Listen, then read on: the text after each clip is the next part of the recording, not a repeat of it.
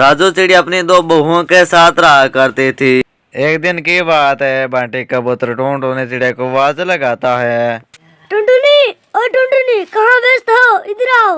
अरे जी, आप इतना क्यों शोर मचा रही हैं? ऑफिस से आते ही खाना बना रही हूँ, रसोई में थी और कहाँ थी? आज आप बड़े खुश दिखाई दे रहे हैं, क्या बात है? टुनटुन चिड़िया, मेरी दीदी का फोन आया था, वो कह रही थी कि मैं यहाँ पर आऊंगी। अरे वाह, ये तो आपने बहुत अच्छी खबर दी है। मैं छोटी और माँ जी को भी ये खबर सुनाकर आती हूँ। और फिर टुनटुनी चिड़िया अपनी देवरानी के कमरे में जाती है और उसे कहती है, अरे अरे टोनी बहन, आज जीजी आने वाली है। जीजो जी का आज फोन आया था। वाह दीदी, कितनी अच्छी खबर है। अरे जीजी से मिले हुए पूरे 1.5 साल हो गए हैं। दीदी हमेशा काम करते हैं कि दीदी के लिए अच्छी शॉल और सुंदर साड़ी लेकर आ जाते हैं। पहली बार माँ जी का मन था दीदी को पायल देने के लिए, तो इस बार मैं पहले लाकर रख दूंगी। इस बार हम अपने हाथ से देंगे तो उनको अच्छा लगेगा। हाँ, तू सही कह रही है छोटी। इस बार हमारा भी मन बहुत है जीजी को कुछ देने के लिए। देवरानी जेठानी अपनी ननद आने पर बहुत ही खुश थी, तो उन्होंने पहले ही खाने और कुछ कपड़े रख दिए थे। 2 दिन बाद ननद आ जाती है।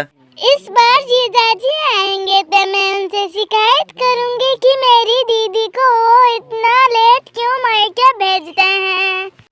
ऐसी बात नहीं है भाभी, अब मुंबई से भोपाल भी कितना दूर है और इतने दूर से आना जाना कितना मुश्किल होता है। और आपके जीजाजी तो मुझको यहाँ वहाँ घूमने से मना नहीं करते।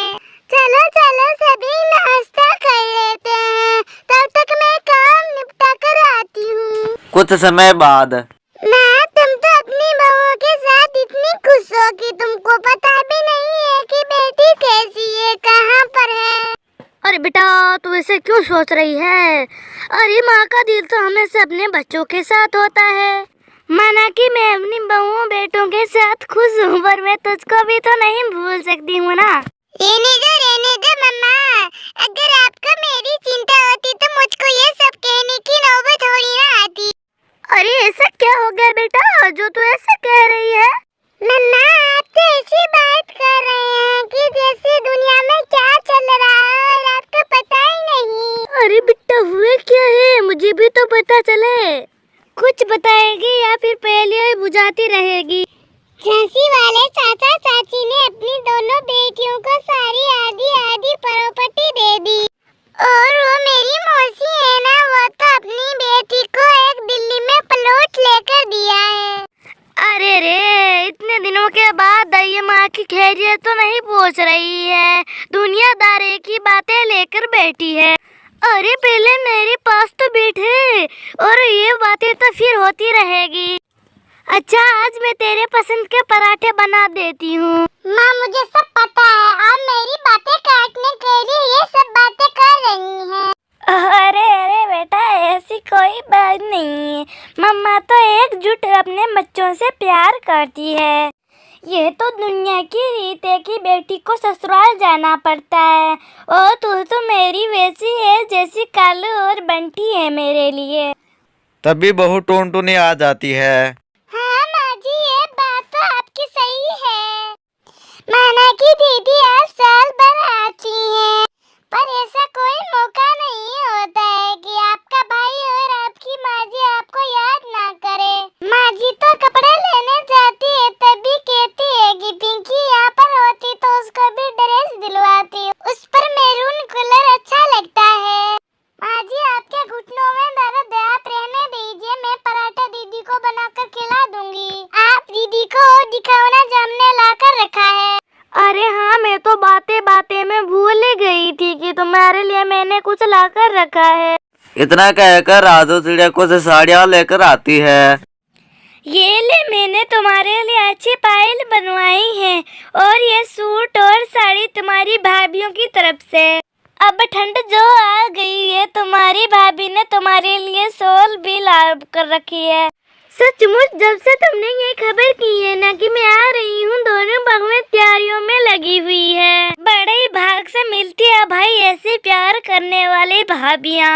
एक हमारी भाभियाँ थी जो हमको देकर कभी तो अपने मायके भाग जाती थी और कभी कमरे में बंद हो जाती थी। महाराजू चिड़िया अपनी तरफ से अपनी बेटी को पूरी तरह से समझाने की प्रयास कर रही थी, लेकिन पिंकी चिड़िया को देखकर तो ऐसा लग रहा था कि वह उससे मिलने के लिए नहीं बल्कि उसके मन में कुछ और ही चल रहा था। राजू चिड़िया 2 दिन से देख रही थी कि पिंकी चिड़िया के मन में कुछ और ही चल रहा है, वरना तो वह अपनी भाभीियों के साथ बहुत ही खुश नजर आती थी। वह ना ही तो अपनी माँ के पास बैठकर सुख दुख की पूछ रही थी, ना ही कोई भाभीियों से बात कर रही थी। एक दिन की बात है, राजू चिड़िया अपनी बेटी पिंकी चिड़िया से पूछती है, क्या बात है बेटा, तू तो जब से आती थी तो घर की रौनक ही बदल जाती थी। रात की 11 बजे तक तुम तीनों की आवाज हंसी खुशी आती थी। तुम तीनों ननद भाभी तो कभी रात की 12 बजे तक ही नहीं सोती थी। मेरे पास भी बात करने नहीं बैठती, पता नहीं कौन सी बात में गुम हो ही रहती हो। घर पर ठीक तो है ना बेटा, बच्चे और दामाद जी ठीक तो है ना? मैं किसके साथ बात करूं? मैंने आपके साथ बात करने की कोशिश तो की थी, पर तुम तो अपनी बहू का गुण गिनाने लग गई। मम्मा सच बात तो ये है कि शादी के बाद बेटी या तो अपने मायके की मेहमान बन जाती है या फिर बाहर की। ना तो मेरा यहाँ पर कोई अधिकार है ना कोई मेरा अपना। सब कुछ आपका और आपके बहू बेटा का है। गलती हो गई जो मैं भोपाल आ गई, आगे से भोपाल का मुंह भी नहीं देखूंगी। अरे ये तुम्हें क्या हो गया है? तू कैसी बातें कर रही है? तुझको मायके में सम्मान मिल रहा है और अच्छा प्यार मिल रहा है, पता नहीं तुम्हें और क्या चाहिए। माँ मुझको अपनी भाभीियों का झूठा प्यार नहीं चाहिए। अगर सच में इस घर की मैं कुछ लगती हूँ तो मुझे भी फ्लैट चाहिए इस घर में। क्या बोली? तुझको इस घर में फ्लैट चाहिए? तो हम सब कहाँ जाएंगे? माँ नीचे का फ्लोर मुझे चाहिए। अरे पिताजी का हिस्सा अपनी बेटी के साथ भी तो होता है ना। अंदर खड़ी टोनटोनी चिड़िया के भी कानों में ये आवाज पड़ जाती है और फिर वह जल्दी से अपनी भाभी के पास जाती है, उसे भी वहां पर बुलाकर लेकर आ जाती है। अरे दीदी, हमारी दीदी दीदी कहते हमारी जुबान नहीं थकती थी और आपको वो खिला दो वो ला दो, परंतु दीदी के मन में तो काला निकला। क्या बोल रही है छोटी, तो ये क्या बात कर रही है? सही कह रही हूँ मैं। दीदी की बात सुनाने के लिए तो मैं आपको यहाँ लेकर आई हूँ। दीदी हमसे यहाँ मिलने नहीं आई कि मकान में आधा हिस्सा लेने आई है। हे भगवान, हमने ऐसी क्या गलती कर दी जो रिश्ता तोड़कर दीदी हमसे आधा हिस्सा लेने आई है? अरे बड़ी दीदी, अभी भी आपको जीजी की लगी है। अरे हमारे बाल बच्चे कहाँ जाएंगे? हम तो छोटी मोटी मंजिल करके अपना जीवन गुजार रहे हैं। इस मंजिल में अगर दीदी ने आधा हिस्सा ले लिया तो हम कहाँ जाएंगे? आधा हिस्सा तुम्हारी ननद का भी आता है, इसमें हम कौन है नटने वाले? बस ये तो आपके संबंधों की बात है। वो तो ऐसा होता है कि भाई भाभी का प्यार बहन चुनना पसंद करती है। अब अगर उनको हिस्सा चाहिए तो हमें संतोष करना ही होगा। फिर मुझसे उम्मीद मत करना कि मैं दीदी को लाड लड़ाऊं और उनका सम्मान करूं। अगर प्यार है ही नहीं तो दिखावा क्या चीज का? मैं तो दीदी को एक गिलास पानी भी नहीं देने वाली। सास का जवाब सुनने के लिए वे घर के बाहर आ जाती है। देख पिंकी, तू सही कह रही है। मेरे 3 बेटे तो हर चीज की 3 हिस्से होने चाहिए। मैं कल ही वकील बुलाकर 3 हिस्से बांट दूंगी, पर मेरी एक शर्त है। कैसी शर्त माँ?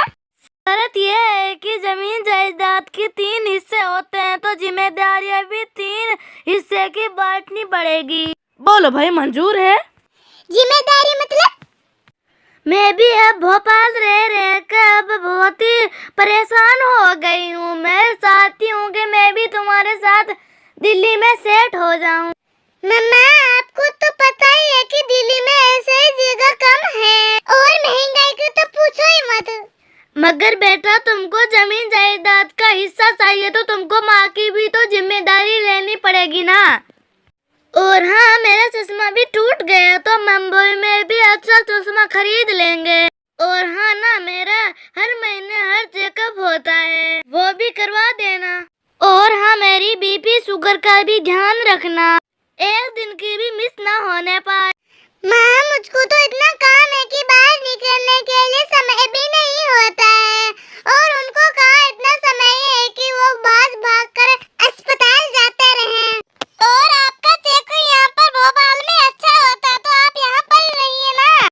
अरे भैया, भाभी को आपकी दुआओं का भी पता है, आप यहाँ पर ही रहिए ना।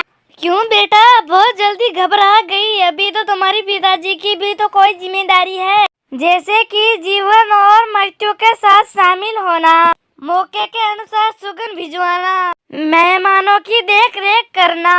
अरे अरे, वो सब तो भैया करते हैं ना। भैया के साथ कोई न्यूता आगे तो उसमें भैया ही आगे रहेंगे, मैं क्यों करूं भला। सुनने में थोड़ा चटपटा लगा है ना, है भी थोड़ा मुश्किल।